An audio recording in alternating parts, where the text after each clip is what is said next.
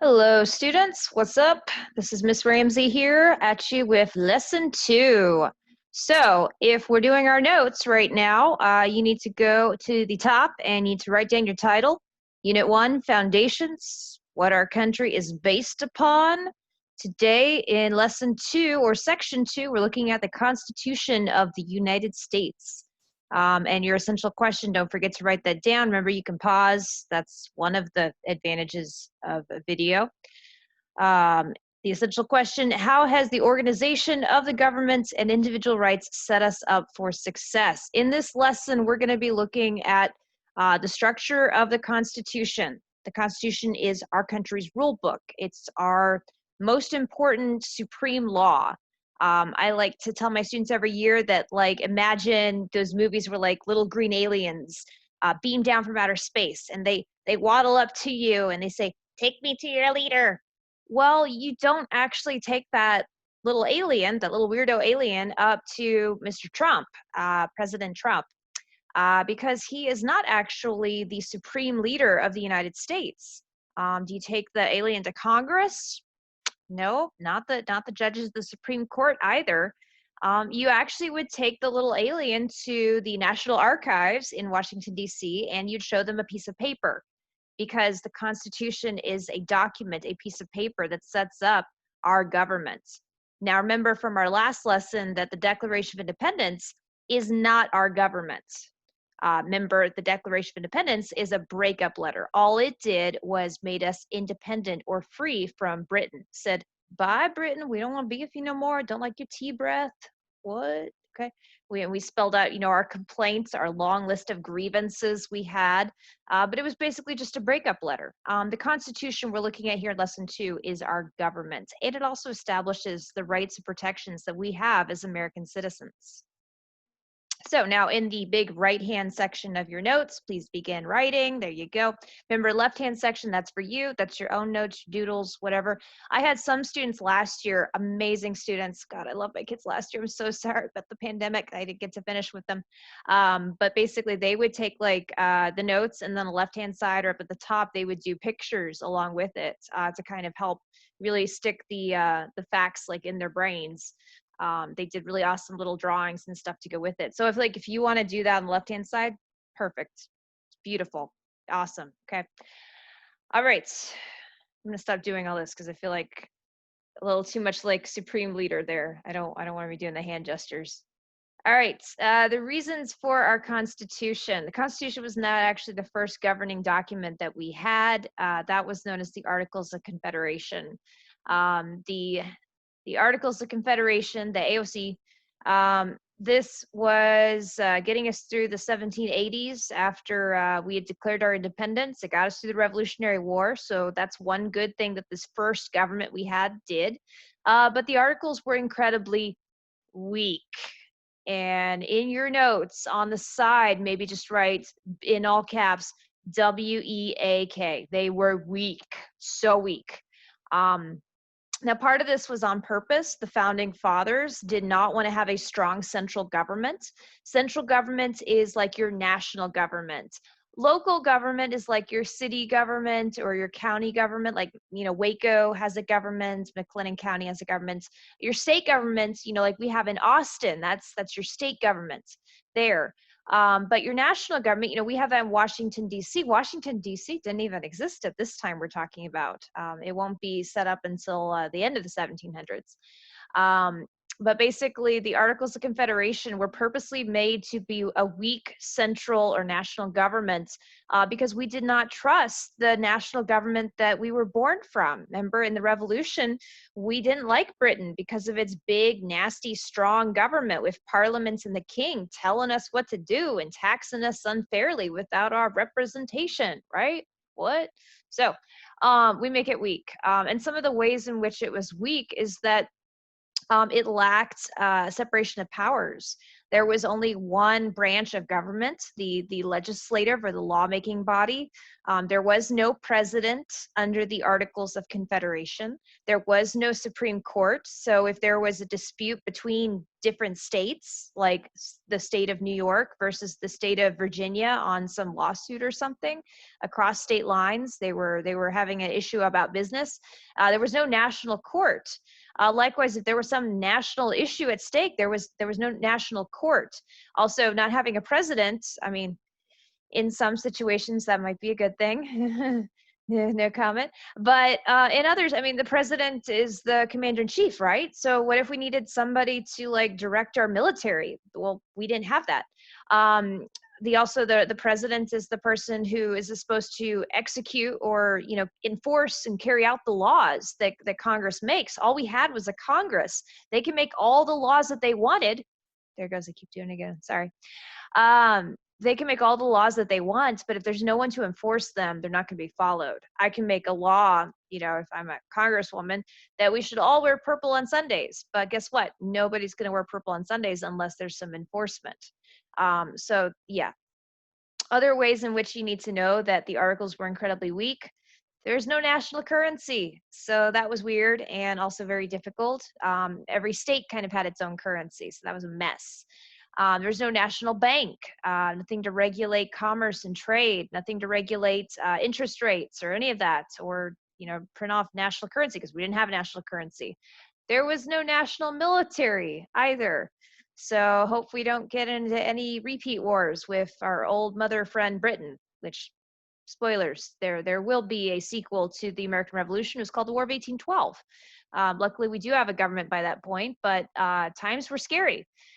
So this is going to be why we needed to revise or have a redo on the Articles of Confederation. And what ends up happening is that the founding fathers get back together at what becomes known in 1787 as the Constitutional Convention. This was after Shays' Rebellion, when a whole bunch of like Massachusetts farmers out in the West, and some of them, many of them, like Daniel Shay, were actual like former you know, soldiers in the Continental Army who had just in the previous decade, you know, fought for America to be free from Britain and Britain's tyranny and that nasty British government that was telling them what to do and taxing them unfairly without listening to them. And then the following decade, guess what happened? These same people were now fighting against their new American government under the Articles of Confederation for those very same reasons, because the Articles of Confederation were weak and they were not taking care of the citizenry. We had all these debts that we were supposed to repay, and the Articles had no way of taxing the citizens because taxes were supposed to be done by the state governments. And so state governments levied huge taxes on their colonists, resulting in a lot of frustration. A lot of people, you know, rubbing their heads and asking, why did we have a revolution? This is not a suitable replacement. And so the founding fathers, they agree, and they were kind of forced to, they're going to get together again in Philadelphia, Pennsylvania, and in 1787, at the Constitutional Convention, George Washington is selected to preside over it as the president of the convention. And the framers, they choose James Madison, a really short guy from Virginia, to take the notes and kind of he puts together some of the big pieces of this. But they're going to throw out, just completely put it in the trash, the Articles of Confederation, because it wasn't working. And instead, they're going to take out a new sheet of paper and they're going to write up an entirely new governing document, which is going to become the Constitution of the United States.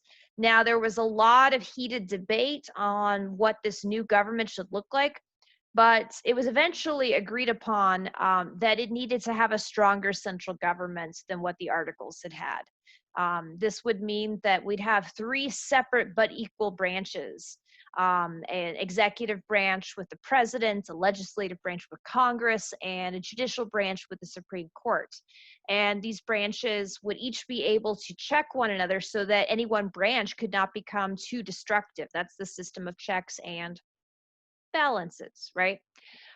You're also going to have some other Enlightenment theories besides checks and balances and separation of powers woven in. For instance, federalism is going to be a big part of this, that power will be shared between the local, state, and national governments. That means certain government duties belong to certain governments. For instance, in Texas, That's our state government, they're in Austin.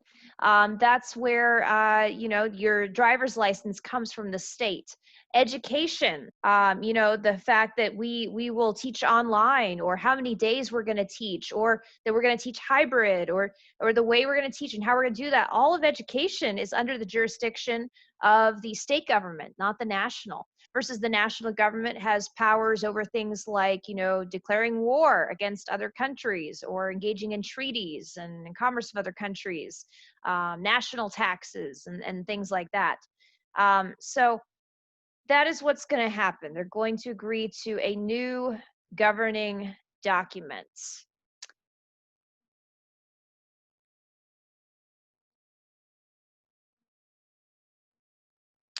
Now, under the Constitution, eventually, what is going to be the major debates? You have the debate over the big state plan versus the small state plan. You're going to have the debate over how to count people in the country. I don't want to make this video super long. Let's see. But I want to get into just a few of those debates because they're really important. The first one, big state versus small state plan. So the bigger states in the 13 states now, because they're not colonies, we're independent, such as New York and Virginia especially, those were really big. Their plan was written by the little guy taking the notes, James Madison. He was also from Virginia, this big state. And under the Virginia plan, or the big state plan, this said that we would have a Congress and the executive branch, judicial, but Congress would be made up of people voted by kind of the population of each state. So bigger states, for instance, have more people. They would get to have more representatives in Congress. That's only fair, they said. That's representative. The small states didn't like that because that wouldn't give them as much power, so they came up with their own plan. And the small state plan, the New Jersey plan, it was called, that one's going to say equal representation. Now, equal in this sense doesn't actually mean equal. What it meant is that every state would get the same amount of representatives, but that's not equal. You see why, right? Because some states are tiny and have, only so many people. Some states are huge and have this many people. Why should this many people get to have the same amount of power, the same voice as this many people? That's not representative. So eventually a compromise was struck, the Connecticut Compromise, the Great Compromise, Roger Sherman coming in for the win. And that compromise stated that we would take both ideas and kind of smush them together, and that would be our Congress. So the big state plan became the House of Representatives, where our congressmen there, our representatives, they're chosen based on the population of the state. So bigger states get to have more. For instance, Texas has the second highest number of representatives in the entire country. California, our largest state by population, gets to have the most representatives there. And every state gets to have a certain amount of representatives based on that state's population. And then the small state plan, that became the Senate. And the Senate is where every state gets how many senators? I bet there's a few of you who know. 2. Every state gets 2, regardless of that state's population. So that's one of the big debates and the compromise that solved it. One of the other debates I want to mention just briefly deals with slavery. Slavery is written into the original 7 articles of our Constitution. And the big debate came here, really. There was a fugitive slave clause we might get into a little bit later. But the big thing was in Article 1 about Congress. When you're setting up the House of Representatives, where you have representatives elected based on population of the states, how do you count the number of people in those states? Who do you count? Do you count all the people, regardless of their color, regardless of their gender, equally? That was what was debated at the Constitutional Convention. And believe it or not, the South, the slave-owning South at this time, states like Virginia there with Madison and Jefferson and Washington himself, slave owners, they actually were highly in favor of slaves being counted fully in the census, which is where you count the number of people. Remember, 2020 is a census year. Make sure you're counted. That's how you get a voice. That's how you get a say in our country. If you're not counted, you don't exist. You have no say. And so, yeah, Southern states actually really, really wanted slaves to be counted because that would give them more votes, more power in the House of Representatives, in Congress, our legislative branch that makes the laws. However, keep in mind, they did not want those slaves to have a say. They did not want the slaves to be able to vote. They only wanted them to be counted so that the white landowning, slave owning rich people could have more power in Congress. So of course the North, ironically, was against the slaves being counted because it would give these slave owners more power. And so that was a huge debate that almost fractured the whole convention. And eventually the compromise that was reached was the 3/5 compromise, which is terrible. And it's part of our Constitution. Now, eventually it will be made obsolete by the 14th Amendment. But what it said is that slaves will basically be counted as 3/5 of a person. So 3 out of every 5 slaves would be counted. That was in our Constitution. Madison, by the way, will go on to become our 4th president of the United States. He was really short, like I keep saying. I want to say he was like 5'2", so he's like 4 inches shorter than me, and I'm not that tall. So yeah, he was real short. He's also really sickly most of his life. Very kind of scrawny, really skinny. He weighed less than 100 pounds. So this guy's like tiny. You could hold him. Most of you could probably hold him in your arms. James Madison. And he wasn't expected to live very long, but actually James Madison was one of the youngest founding fathers. He was a disciple, an ardent follower of Thomas Jefferson. They were both Virginians. Madison kind of follows in his stead. They helped to together form the Democratic Republican Party. And actually, it'll be Madison who is the longest lived of all the founding fathers. I think he lives until 1826 or something, or maybe it's later. They're around that time. Yeah, I know he's the longest lived of all the framers. It's what we call the founding fathers because they framed the government. They created the government. Speaking of creating government, that's the Constitution. That's what it did. It made our government. It is our rule book, our highest law. As far as the structure and organization goes, because you need to answer that in your essential question, it is divided up into 7 articles. Those 7 articles make the actual government of our country. Like I said, that is our government. That is what creates our presidency. That is what creates our Congress. That is what creates the Supreme Court and all the other functions of our national government. It stems from the document, the Constitution of the United States, which starts off, it has this introduction called the preamble, which states, we, the people of the United States, in order to form a more perfect union, establish justice, ensure domestic tranquility, provide for the common defense, and promote the general welfare, to secure the blessings of liberty to ourselves and our posterity, that's future generations, do secure and establish this Constitution for the United States of America. And then it goes into the articles. So Article 1 is the legislative branch. That is Congress. We were just talking about it. Here, look on this chart. Congress, their most important job is to make the laws for our country. They're also in charge of a lot of other stuff that's important, like the budgets, where does the money go? Also taxes, like getting the money, because remember, that was a big problem under the Articles of Confederation. The Congress is also in charge of making treaties with other nations. The Senate part of Congress is in charge of approving of the president's nominations for important judge positions and ambassador positions. Congress is also in charge of declaring war.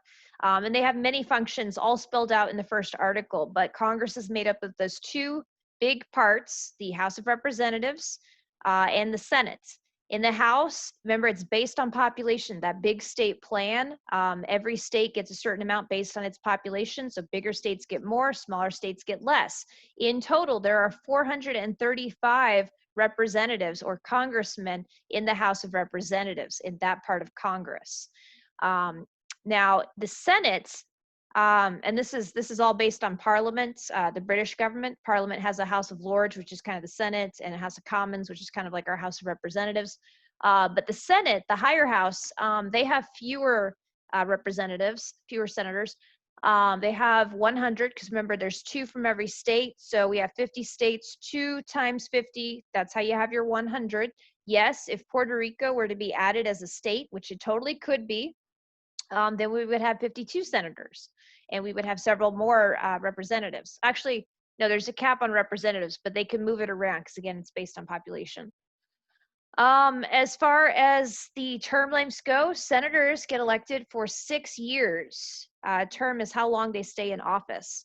Representatives, they serve for 2 years because that's the lower house.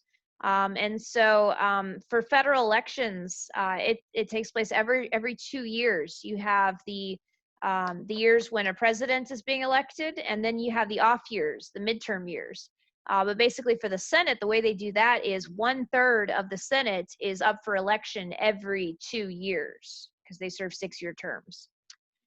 What else? I think those are the main points about Congress. So again, that's Article 1 of the Constitution. That's the first part of the Constitution about Congress, our lawmakers.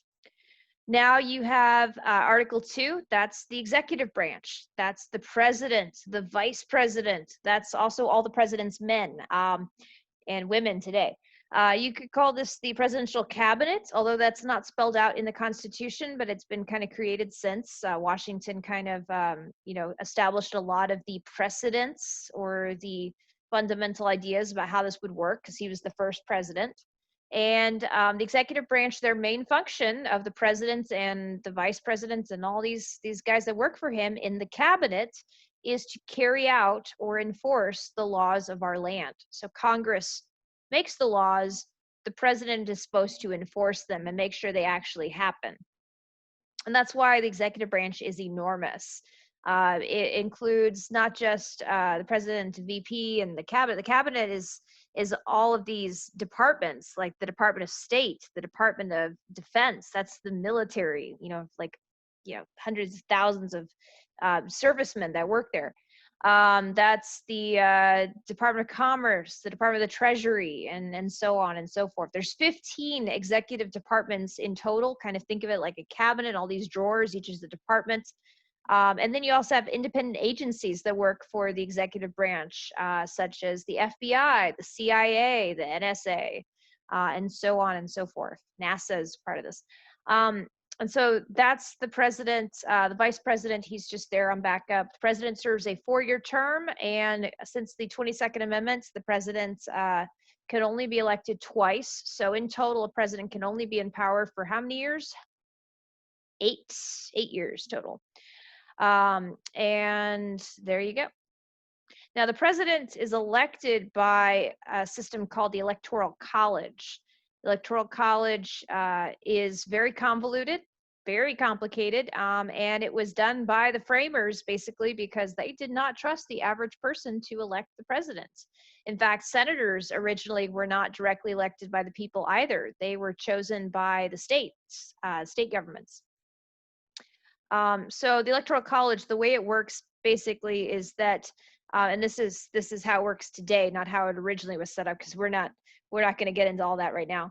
But today, the Electoral College, we vote this November. It'll be the first Tuesday, November 2020. This is an election year, and every state votes. Every person in every state, that is registered to vote, that is 18 and an American citizen and is registered to vote at least 3 months prior to the election will vote, hopefully. And when they count these votes, it goes state by state in most cases. There's, I think, 1 or 2 states that are done proportionally, but most states are winner take all. So what that means, like for Texas, we're winner take all. So if Texas has more people that vote for Donald Trump than like Joe Biden, if he's the Democratic nominee, then Texas would go to Donald Trump, even though there were probably many, many Texans that voted against Trump because Trump got more votes than the other guy. All of the electoral delegates of our state go towards him. That's the winner take all system. And they do that for most every state. There's a few that are proportionally, but these delegates, the delegates are the same number that we have for our House plus Senate. So Texas has something like 36 representatives and then plus 2 senators. So we have like 38 delegates to the Electoral College that will cast their votes. And they're supposed to vote according to how the state voted. That's how we vote. So we do have a say, but then there's like this middleman called the Electoral College. And that's what makes the system so confusing and so difficult because, you know, in 2016, a great example of this is that Hillary Clinton, the Democratic nominee, she actually won the popular vote. That's the straight up count of the number of people who voted. She won and beat Donald Trump by over 3 million votes. So why isn't she our president? Well, it's because according to Article 2, that's in the Constitution about the executive branch, the president is chosen based on the Electoral College. So that is how that works. Finally, Article 3 is the judicial branch, and that is our Supreme Court. The lower courts are established by Congress. The Supreme Court today has 9 justices, and they are going to be deciding major issues that the nation faces. The Supreme Court has decided on gay marriage. They've legalized it. They've decided on same-sex marriage. They've decided also on biracial marriages. That was the case of Loving versus Virginia. They've decided on all host of things. You can imagine civil rights cases, commerce cases, and so on. They decide major cases. But the Supreme Court, these 9 justices, they are nominated by the president, and then the Senate gets to approve or confirm the president's choices. And that is the first 3 articles of the Constitution. Now, Article 4 is about federalism, but before we get into that, we'll probably get into that less in the part 2. I just want to briefly mention that's our separation of powers, that instead of just having one person or just, you know, like one president or one branch in charge of all of this, we have that power divided up 3 ways. And we have the system of checks and balances in place so that like the president can't just do whatever he or maybe eventually she wants to do. So that's these checks and balances. Here's a couple of them to give you some examples. Congress makes the laws, but let's say the president doesn't agree with a law that Congress made. The president can veto that law. It's like a stamp. He does on his desk, the old resolute, and says, I veto that. He sends it back. That law cannot go into effect because the president rejected it. That's the veto power. Congress likewise has a check they can do at that point. If a bill gets vetoed by the president, Congress can override it if they have a supermajority in both houses, both chambers. So they can override a president's veto, basically go over it. You also have the big check that everybody knows about that Congress has on the president, which is something we saw this January, where if Congress does not like what the president has done and feels like it was illegal, they can vote to remove that president from office. This is called the impeachment process. And it starts off with the House of Representatives. They can vote to impeach a president, which Donald Trump was impeached. And then that trial, because this is the trial that the president is on trial, it goes over to the other part of Congress, which is the Senate. And the Senate has the power to either keep the president in office or remove them. And remember, in January, our House of Representatives did vote to impeach Trump. The trial went to the Senate. The Senate voted not to remove him from office, though. So that's a big power, a big check power that Congress has on the president. As far as the Supreme Court goes, in 1803, in the famous court case of Marbury versus Madison, the Supreme Court established for itself its biggest checking power, which is called judicial review, which means that, let's say Congress passes a a bill and the president signs it into law and it takes effect, the Supreme Court, oops, sorry. There we go. The Supreme Court could then say, not so fast, guys. This law is not legal, because the Supreme Court, through judicial review, gets to decide what is or is not legal according to our highest law, which, according to Article 6 of the Constitution, is in fact the Constitution of the United States. It's our highest authority. It's the big cheese. It's the highest law in our land. It's the supreme leader of our country, this document. And if a law that Congress and the president make doesn't agree with the Constitution, the Supreme Court has the power to throw out that law. And they have done this before. So that's called judicial review. Now, what can the president and Congress do against the Supreme Court? Well, remember, they get to pick the judges. The president gets to name people, and the Senate, the higher part of Congress, gets to confirm those choices. So that's the big check that they have on the Supreme Court. All right, we are going to end part 1 right there. When we come back in part 2, we will talk about the other articles of the Constitution. So hopefully you know a little bit more about how your federal government works. And we'll also talk about something really, really important, your Bill of Rights, the fundamental rights that you have as an American citizen. Stay tuned and appreciate it. Thank you, guys. Wait, hold on. Nope. Okay.